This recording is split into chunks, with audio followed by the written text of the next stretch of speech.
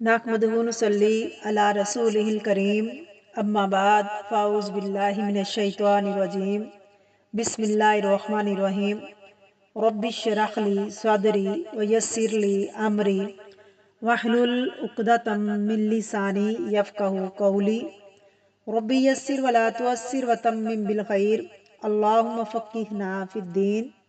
سورۃ آل عمران آیت نمبر 84، لفظی ترجمہ، روٹ ورڈ اور تفسیر۔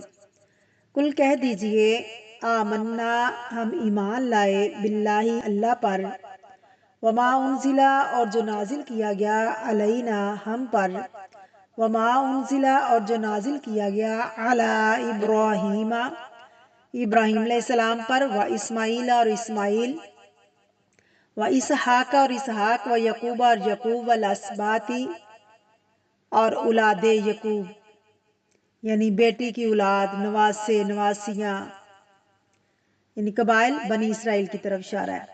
وما اور جو اوتیا دے دیے گئے، موسیٰ موسیٰ، و عیسیٰ اور عیسیٰ، والنبیون تمام انبیاء، من ربہم اپنے رب کی طرف سے، لا نفرقو نہیں ہم فرق کرتے، بینہ درمیان، احد کسی ایک کے، منہم ان میں سے، ونحن اور ہم، لہو اسی کے، مسلمون فرما بردار ہیں، مطیع ہیں۔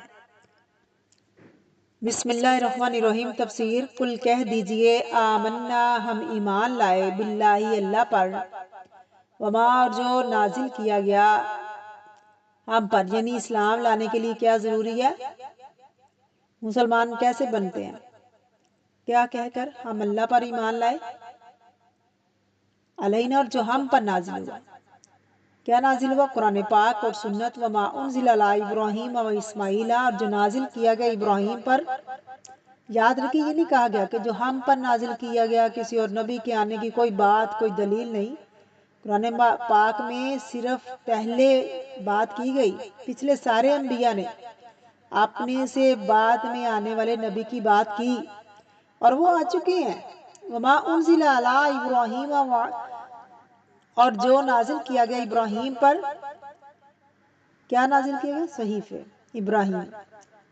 و اسماعیل اور اسماعیل پر۔ کیا ان صحیفوں کا تو ہمیں معلوم نہیں ہے، لیکن تھوڑا سا ذکر ابراہیم کے ساتھ ان کا بھی آتا ہے کہ جب اللہ تعالیٰ نے فرمایا فلما اسلما، تو دونوں ہی اللہ کے آگے جھک گئے۔ جب حضرت ابراہیم کو بیٹے کو ذبح کرنے کا حکم ملا تو انہوں نے اپنے بیٹے کو خواب سنایا، تو کہا یا ابت افعل ما تؤمر ستجدونی انشاءاللہ من الصابرین۔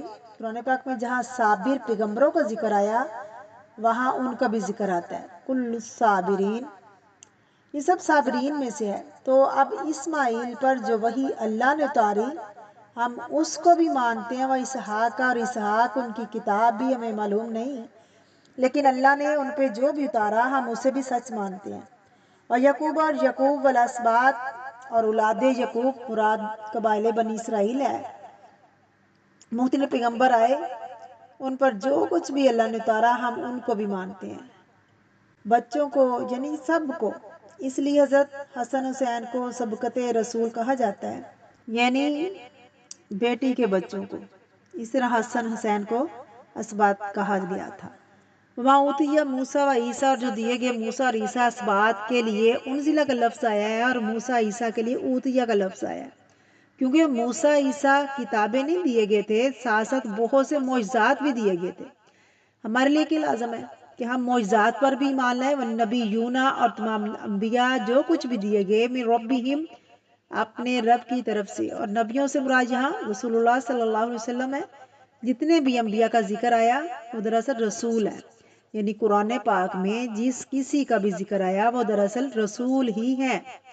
لا نفرق بین احد منہم، ہم کسی ایک میں فرق نہیں کرتے ان میں سے، یعنی سب کو نبی رسول مانتے ہیں، کوئی تعصب نہیں۔ دراصل اہل کتاب کو کہا جا رہا ہے کہ تم تعصب برتتے ہو، کہ جو ہمارے پیغمبر کو نہیں مانتے، ہم تو تمام پیغمبروں کو مانتے ہیں۔ وَنَحْنُ لَهُ مُسْلِمُونَ، اور ہم اسی کے ظاہری طور پر بھی باطنی طور پر بھی فرما بردار ہیں، دل سے بھی اقرار کرتے ہیں، زبان سے بھی اقرار کرتے ہیں، عمل سے بھی اقرار کرتے ہیں۔ وَنَحْنُ لَهُ مُسْلِمُونَ، اور یہ بات اس کانٹیکسٹ میں بھی ہے، اور ویسے آپ دیکھیں کہ ہم سب کا عملی زندگی میں رویہ اور یہی جملہ ہونا چاہیے.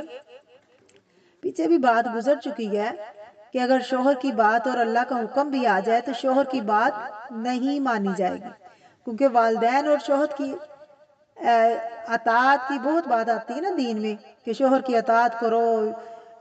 پھر لوگ کہتے ہیں کہ اگر وہ سیدھا کہے الٹا کہے یعنی سب کچھ مانو تو اللہ کا بھول جاؤ. یہ حکم نہیں ہے. دراصل فرما برداری اللہ کی ہے. عام طور پر یہ لفظ یہ غلط فہمی ہوئی ہے کہ اگر ہم لوگوں کو ناراض کریں گے تو لوگ ہمیں معاف نہیں کریں گے، ہمارا کیا بنے گا؟ اگر اللہ کو ناراض کیا وہ تو ہم کو معاف کر دے گا. اور یہ کہیں کہ ہم لوگوں کی غلط باتیں بھی مانتے چلے جائیں اور اللہ کی فرما برداری بھول جائیں. حکم کیا ہے؟ کسی مخلوق کی بات ماننا جائز نہیں جہاں اللہ تعالیٰ کی نافرمانی ہو رہی ہو. امام ابن تیمیہ نے ایک بہت خوبصورت بات کہی جو اس مسئلے کو اچھی طرح واضح کر دیتی ہے. وہ کہتے ہیں کہ نہیں واجب کیا والدین کی اطاعت کسی کام کو چھوڑنے میں جو تم کو فائدہ دیتا ہو اور ان کو نقصان نہیں دیتا، کہ والدین کے اس میں کوئی نقصان نہیں ہے جس میں تمہارا فائدہ ہے، تو ایسے میں والدین کا حکم نہیں مانا جائے گا. مثلا بیٹا اگر مسجد میں نماز پڑھنا چاہتا ہے تو ماں کہتی ہے کہ باہر نہیں جاؤ، حالات ٹھیک نہیں ہے، سردی بہت ہے. ٹھیک ہے، ماں کی محبت اپنی جگہ پہ، وہ محبت سے کہہ رہی ہے، ماں کی دشمنی نہیں کرنا چاہتی یہاں. لیکن بیٹا یہ کہتا ہے کہ حالات سے نہیں میں ڈرتا، چاہے باہر سردی ہے، دشمن کھڑا، کتا کھڑا ہے، کس کی بات ماننی چاہیے، ماں کی یا رب کی؟ حی علی الصلاۃ اور حی علی الفلاح کی آواز کانوں نے سن لی ہے، اللہ کی پکار کی آواز سن لی ہے، وقت ہو گیا نماز کا. تو اب یہاں کیا حکم ہے؟ رب کی ماننے یا کسی انسان کی یا ماں کی یا شوہر کی؟ رب کی ماننی ہے. اب باقی لوگ یہاں سارے پیچھے ہٹ جائیں گے، کسی کی بات نہیں مانی جائے گی. یہ ایک اصول ہے کہ جن باتوں میں ہمیں فائدہ ہوتا ہے لیکن ماں باپ کا کوئی نقصان نہیں ہے تو وہ کام کر لینا چاہیے، وہ نافرمانی میں شمار نہیں ہوگا. شوہر کے حکم سے فرائض کو نہیں چھوڑ سکتے ہم. چھوٹی موٹی جو نوافل ہے وہ اگر یعنی کہ شوہر کہتا ہے تو وہ نہ پڑھیں، چھوڑ دیں، انسان کمپرومائز کر بھی لے. لیکن اگر شوہر کہے کہ نماز فرض نہ پڑھو، زکوٰۃ نہ دو، روزے نہ رکھو، تو ایسی باتوں پر اگر وہ جھگڑا بھی کرتا ہے تو اس کی بات یہاں نہیں مانی جائے گی. تو فرائض نہیں چھوڑ سکتی کوئی بھی. نفلی روزہ اگر وہ کہتا ہے تو چھوڑ سکتی ہے، لیکن فرائض میں نہ وہ کمی کرے گی نہ وہ چھوڑے گی. جو اللہ نے حکم دیا ہے وہ اس حکم کے مطابق اپنے فرائض، اپنی نماز، اپنے روزے، اپنی زکوٰۃ ادا کرے گی. اب یہاں شوہر کی بات کو نہیں مانا جائے گا، کوئی گناہ نہیں ہے اس پہ، بلکہ اللہ کا حکم چھوڑنے پہ اسے گناہ ملے گا. یہاں وہ شوہر کے ساتھ کمپرومائز نہیں کر سکتی کسی بھی بات میں جو اللہ نے فرض بنا دی. اللہ تعالیٰ میں قرآن کو سمجھنے کی توفیق عطا فرمائے. آمین.